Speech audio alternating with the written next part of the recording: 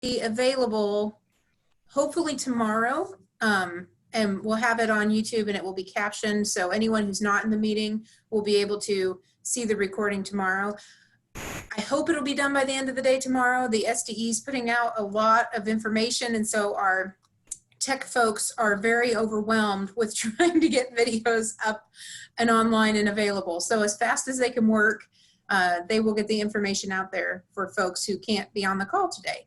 But after the meeting, I will also share the chat box and the meeting notes and the presentation with you. So you'll have all three of those at least right away, even if you won't have the video for a moment. And throughout the meeting today, if you could keep yourself muted, that will help the audio not cut in and out. I have a pretty good thunderstorm going on at my house right now, so I apologize if I drop off. Hopefully my internet will stay on and there won't be any lightning strikes, but I'll be back on if I do get kicked off as quick as I can. If you have a question or comment, just type it into the chat box and you can bring that up. It's at the bottom toolbar of your Zoom. You can bring up the chat box on the right side of your screen. And Samantha is going to monitor that for us throughout our discussion, and she'll let me know if you have comments and ideas. And we will have an extended discussion time at the end to answer questions today. This group of folks is a combined group. We've got dance educators and drama theater educators on the call. So we have a combined group. We will probably split into meeting rooms at the end so that dance educators can have their specific discussion that maybe will be more helpful to them rather than listening to everyone else. So I'm going to share my screen. And here we go. All right, so I am calling this Plan C. Plan A was we were going to do the whole school year and no problem from start to finish. Plan B was a few weeks off, and now we're in Plan C of distance learning until the end of the school year. Also, for all you theater folks, the song from High School Musical has just been running through my head on constant loop because every time I see someone use a hashtag, we're all in this together, it starts the song yet again. If I haven't met you in the past, I'm Elizabeth Mon. I'm the Director of Fine Arts at the State Department of Education. My phone number is there on the screen, but right now I'm not in the office. I haven't been in the office for 2 weeks. If you call that number, you will get a voicemail, and it sends the voicemail to my email, so I'll get it eventually. But a faster way to probably contact me now is through my email or through social media. I'm trying to monitor those pretty closely at this time. So if you have questions or concerns, reach me through any of those channels. And our purpose today is to help you network and build an instructional framework for your students, your school, and your situation. And I'll just say, you can take what applies to you from this meeting and use it, and you can leave the rest behind. Only you know what will work for your students and your school, your situation, and you need to do what is best for them. Of course, elementary, middle school, high school instruction are all different, and even classes at different schools across the state, it might be speech one, drama theater one, dance one, but it looks different in every building. So do what you need to do for your students. And we'll be hitting on 4 areas this afternoon. The first is working in this new environment, and then supporting families and students, and teaching in a new paradigm, and then our discussion. And our discussion will probably take up the majority of our time today. So working in this new environment, my best advice to you is to try to be part of the solution, not the problem, and ask if you can help and do what administration asks you to do. So I've heard of some teachers in other states who've been told by administration that they are not to teach their subject area, whatever fine arts area that is, and that they're supposed to support classroom teachers. If that's what you're asked to do, then go ahead and do that. If they're asking you to help get meals out to kids and ride the buses around to neighborhoods, do what you can do. Some of those not arts-centered opportunities may give you an opportunity to connect with students, and it might also give you an opportunity to advocate to classroom teachers for your subject area. So do what they ask you to do and be part of the solution. Even if they tell you that you shouldn't be teaching your subject area. That is not stopping you from necessarily posting things on social media, sharing great things that you find. You can still try to network with your students as much as possible. And this was primarily for music folks, but I think all of you could contribute to this. If you're thinking about the fall, you could offer to plan a welcome back event in the fall. Start looking at what your kids are doing and seeing what you could weave together for some sort of event when school does come back into session. And of course, we need to support parents and students. Parents right now, for the most part, are probably caring about the canceled memories for their children. And so we need to make sure that we're communicating and showing them that we care about them and their kids, not necessarily our program. And when you start thinking about lesson ideas, try to differentiate, because we'll have kids who will be super motivated and go above and beyond, and we will have kids who won't even start to meet the bar. So try to give them some different levels that they can reach. I saw a music teacher this morning. She had her kids do a parody song with COVID-19 in mind, and every single kid's assignment was not what she thought it would be.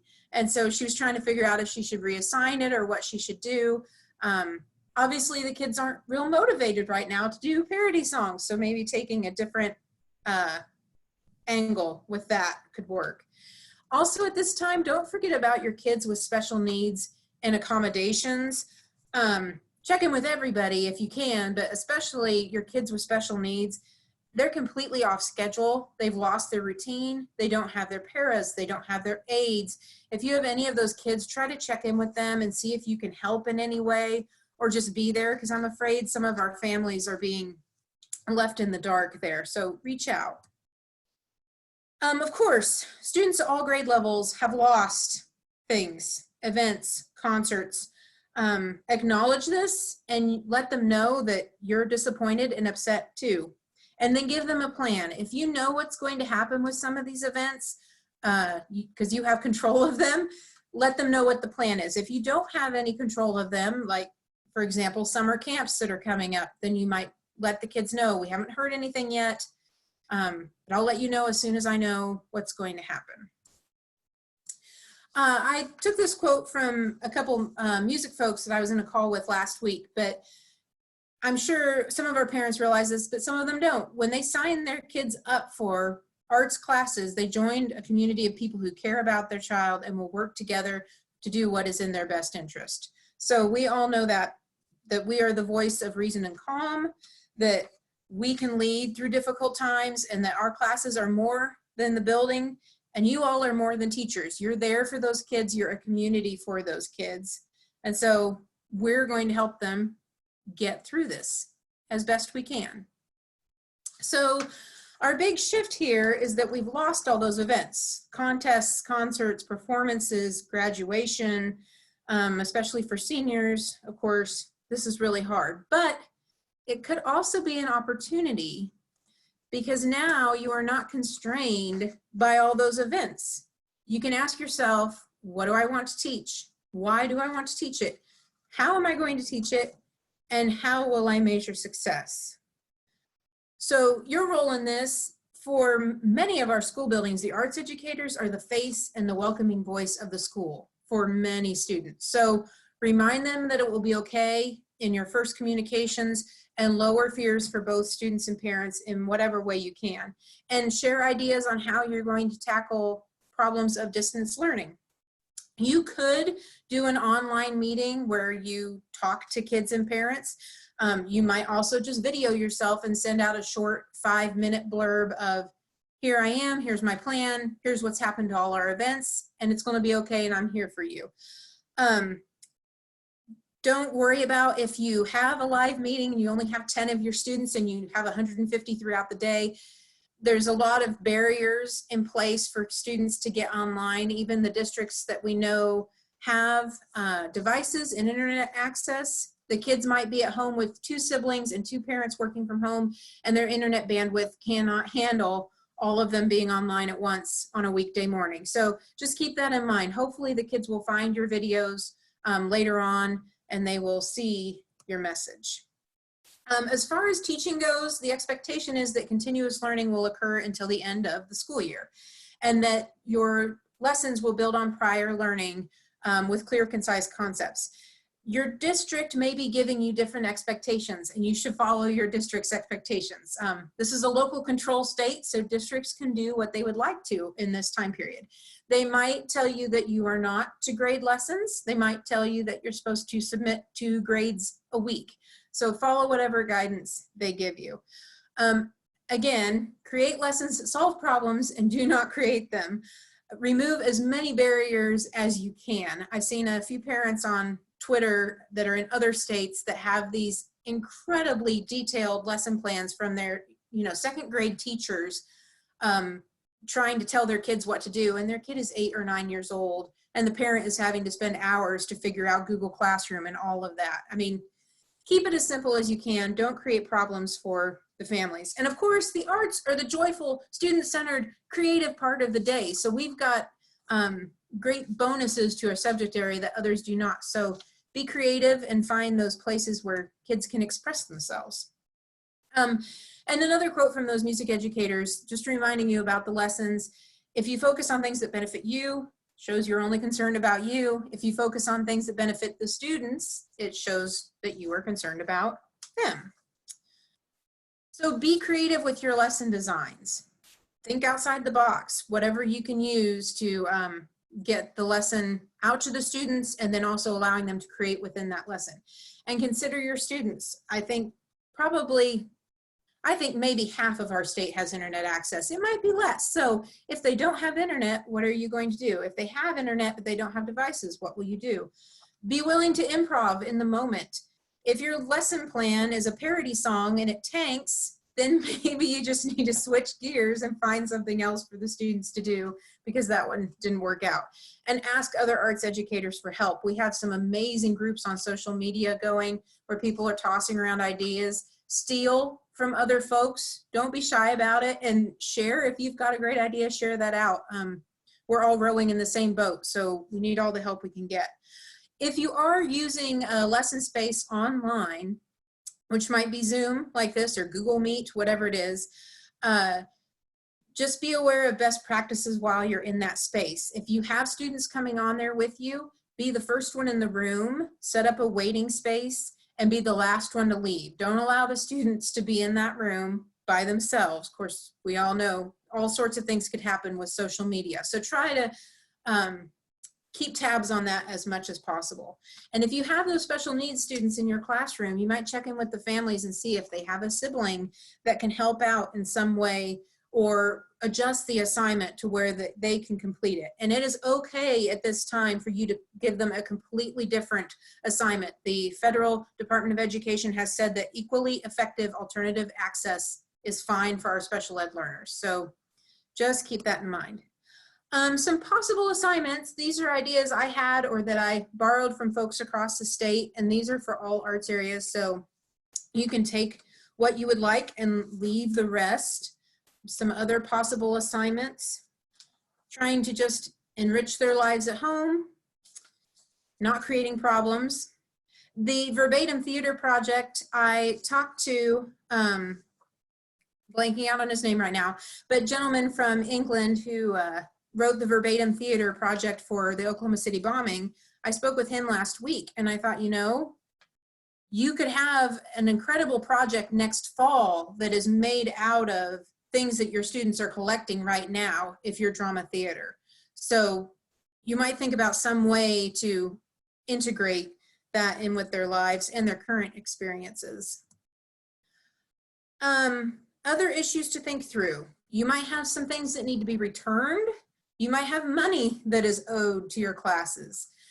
Summer rehearsal schedule, if things are going to go forward as normal or if there'll be adjustments. And then connecting with students who are enrolling for next year. I think this could be a major bumpy spot for all of us as fine arts enrollment just doesn't seem to go up. And it could go down quite a bit next year if you can't reach out to those students and recruit. So to try to help with this, you might reach out to current students in your classroom and ask them for referrals. Who would be interested in joining Speech 1 next year? Who would be interested in doing 7th grade drama next year? Do you have a sibling? Do you have a friend? Use student leaders to create videos and promote your class. If you have some stellar juniors and seniors, you might ask them to film themselves doing something, a monologue, solo dance, something, and promote your class through that. Also, I would recommend that you reach out to your counselors, maybe not this week, but next week or the week after, and see what they're doing for enrollment and how you need to start speaking for re-enrolling your current students at the very least. And if you're being fed from a building that's lower than you, either middle school or elementary school, you might talk with those teachers and ask them to promote your class. You could get a junior or senior to record themselves and send it to the 5th grade teachers, and then they maybe could direct kids to your class in 6th grade in middle school. And flex your social media skills, whatever form that takes, just try to get yourself out there as much as you can. Okay, so we are going to have a prolonged discussion here about some ideas for what we could do. If you've been on social media the last few weeks, there's been a lot of ideas shared for online learning, but I think most folks are looking for offline learning or some sort of flexibility there because many of your kids don't have internet access. So if you have ideas for that, type those into the chat box. And then if you have just general ideas on how to make this easier for everyone, also type that into the chat box. So you can go ahead and start taking care of that. Samantha, do we have questions in general before we get into the brainstorming? There are not any questions posted yet. Oh, perfect.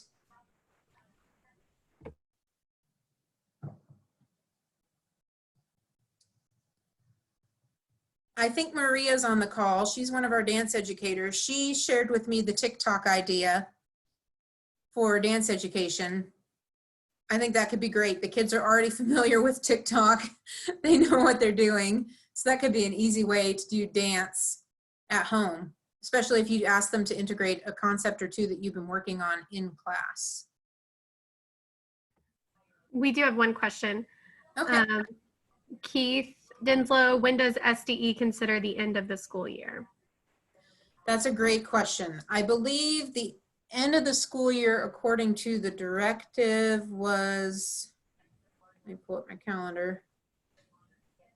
I think they were thinking the end of the school year was May 8th was the last day of instruction. I think that's what the state board decided. But then someone did ask on that state board meeting, they called it, or no, not the state board meeting.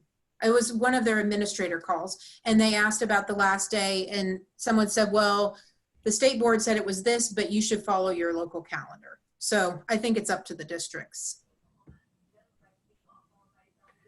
And then also, how best do you help your school if you live in another town? Good question.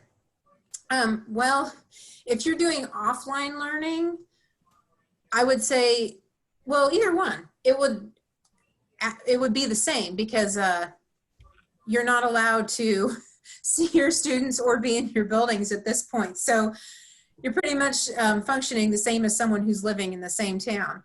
Note about the offline learning, if you're thinking your district's probably going to go the packets route, I think how they might have to handle it is that you'll create things on your own computer. And you might have to, like if you're drawing out directions or something, you might have to scan some items. And you'll put those into a document and send those to your central office staff, because I imagine they will be the only ones in the building for a little while. And they will print them off, package them up, and get them out to families, however they're going to do that. But I don't think teachers are probably going to be allowed back in the buildings for a while. They might let you in one by one with gloves and things. It is all local control, so however the school district wants to handle it is how they will handle it.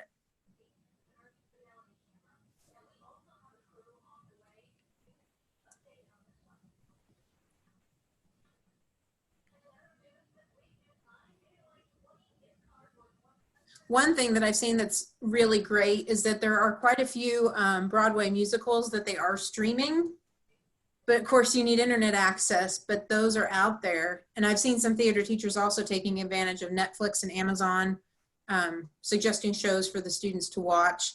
It's not very active learning, but at least they are expanding their knowledge of what's out there for theater.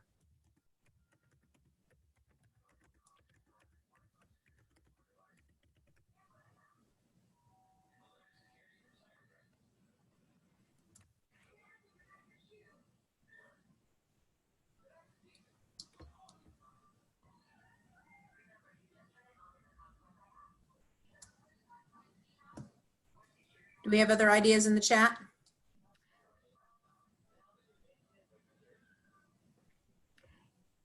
There's several people that are posting ideas if people want to follow along. There is a question, what is the best way to proceed with planning multiple subjects if we haven't received clarifications of expectations? That's a great question. I wish they would get that to you sooner rather than later. That's really hard. I would say go ahead and start collecting ideas for what you think might work. And you might have kind of an idea of whether they're doing online learning or offline learning at this point. So just start collecting those ideas, and then even if you can't use them all at once next week, at least you'll have the start of it. So you'll have a skeletal plan at this point. Hopefully your district will be having a call later this week and we'll let you know what the plan is.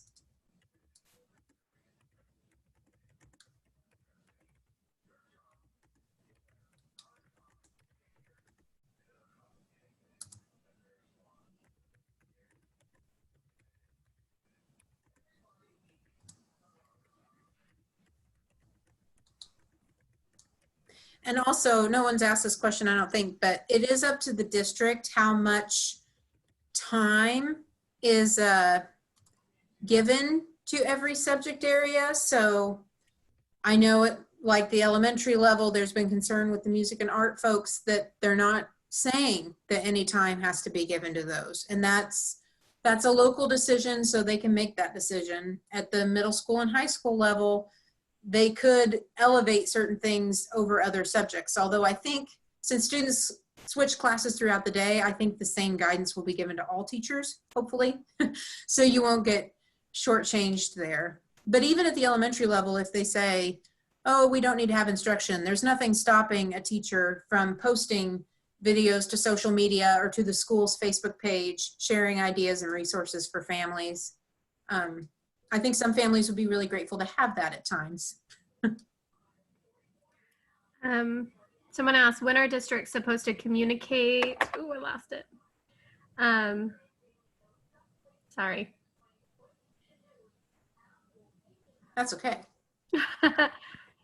It was like 4 that came in at one time. When are districts supposed to communicate the expectations? Do they have a deadline? I don't believe they have a deadline, unfortunately. I really wish that they were getting that out to you now, but I don't think they have a deadline. There's not an expectation from the State Department as to how they handle things. I know that one of our theater educators wasn't able to join this call because her school was having a 1 o'clock meeting today to discuss that. So hopefully your schools and districts are getting around to it sooner rather than later.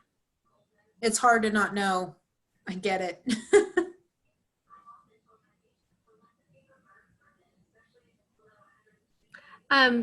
When we record this Zoom meeting, will the chat be available for everyone to see all of these ideas?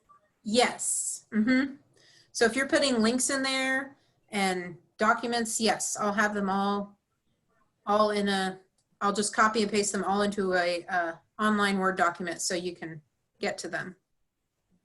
And then off topic, but will the new state standards go into effect next year or when? That's a great question.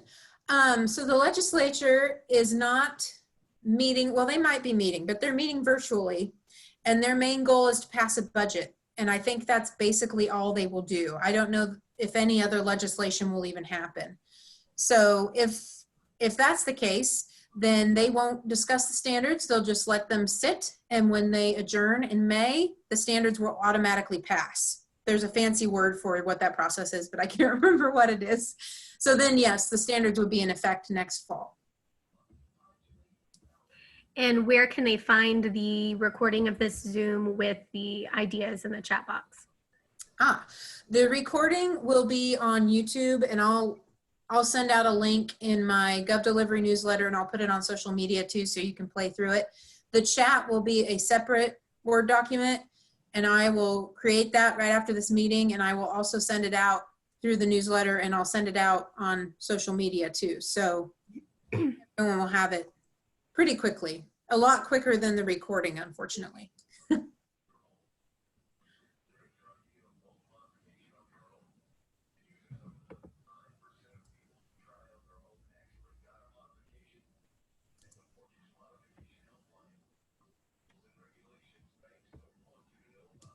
Brad Benson, are you still on the call?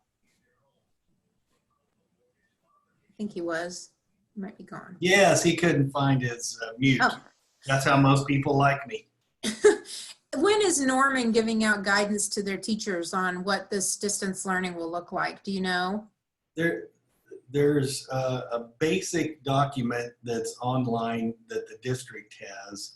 And right now we have teachers submitting lessons and projects and activities and reference materials that we're going to put together.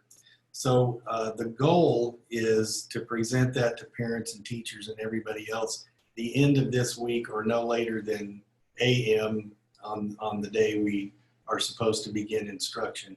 But the goal is to do it, have it done this week. Wow. So I think some districts are moving quickly to get things set up and ready to go for teachers and students, and some are just taking a moment to figure out what it will look like and then putting a plan into action.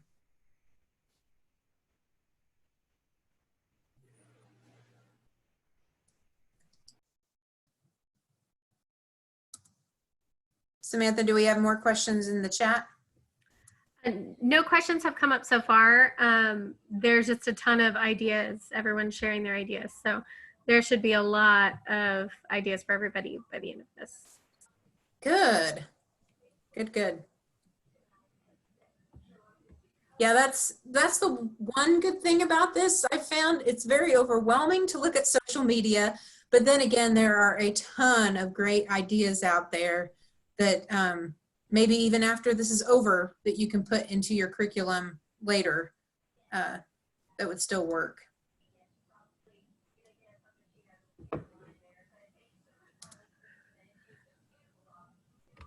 Okay, well, keep typing in comments. I just wanted to mention a few more things for you. Within the slideshow, when you get this, you can click on this link for the COVID-19 FAQ, and that's from the Department of Education, and it just has basic guidance for how schools can handle this.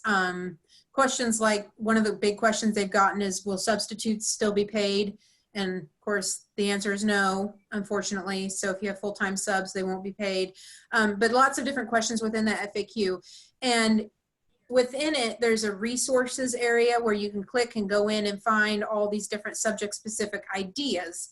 It's a little overwhelming and hard to figure out where you are within the website when you start clicking through that document. So I went ahead and separated out the fine arts resources for you. And that's this bit.ly link, which is OKFA resources. And they asked us to put together 5 days worth of lessons that could be done with no internet. So that's what's there right now. And then the second part of it, I have some online resources that you could use and integrate into your lessons. There's no lesson ideas there, but there's museums and theater companies and different things that you could maybe click on and use as resources as you're creating lessons. I'm hoping to build on this, especially with the offline piece, and make another 5 lessons so that there would be at least 2 weeks there that you could pull from if you can't find anything else. The elementary portion of that document for the offline is kind of a combination. I did a music lesson and an art lesson and drama theater lesson, and kind of tried to give them a well-rounded elementary experience rather than just focusing on one. But the middle school and high school are discipline specific. So look through that. And of course, social media, there's a million ideas on there. And after this meeting, I'll put some of the highlights of things we discussed in the notes. The date on my notes is wrong because I thought I'd do this on Friday and I didn't. But anyway, 327 notes is the bit.ly link. And I'll put a link to the chat in there too, as well as having the chat be a separate document so you can have access to all of these. Do we have any other questions or ideas? This is more for all of the teachers in the room. It looks like there's a few teachers with newer programs and newer students. So if you could type some ideas for them, as well as how you are having your students submit any videos.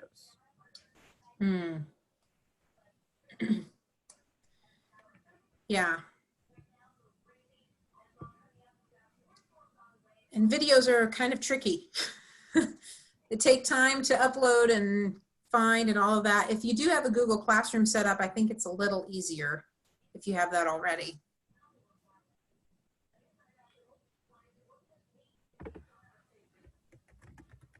Okay, I'm going to stop sharing so I can see the chat.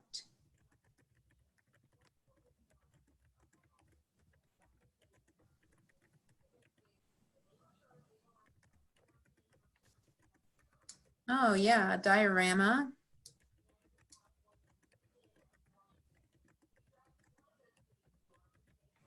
Oh, you all have great ideas.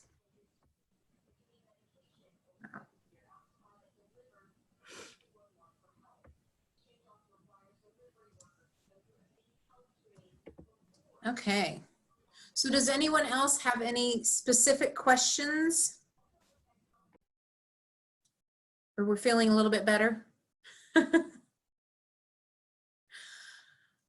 I just want to tell you all before we sign off that you're very, very important. And I think you're going to be a great source of community and emotional release and a safe place for your students during this time. If your household is anything like mine, it feels very unsure and it's very stressful and it just doesn't feel right. But I think once you all are able to get out there and connect with your students in whatever form that takes, it's going to give them a whole lot of relief and a sense of that things will be okay. We'll get through it and things will go back to normal eventually. So we will get there. I don't see any other questions. Yes, Chris Grimes suggested a step-by-step for parents for anything online. I agree. The lady I saw on Twitter this morning, that was her major concern for her second grader, was that they were expected to know how to navigate all of these tech tools, and her 8-year-old couldn't do it and she needed help. All right, so drama theater folks, you have the Oklahoma Drama Education Network. I think that's the right name of the Facebook group. If you have more ideas, make sure you share in there because there's lots of folks who would take advantage and be happy to see. And I know our dance folks, the community's a little smaller, but I've noticed that all of you are very well connected on Facebook. You've been doing like dance video follow along things and stuff. It's been super fun. So connect however you can and share ideas throughout this. And like I said, if you need to steal ideas from someone else, it's perfectly okay, go for it. All right, I will copy and paste this chat out and get it into a document and send all this out to you as soon as I can. So thank you for joining in today. You all are going to save our kids. So thank you, thank you, thank you. I will see you all the next time we meet online.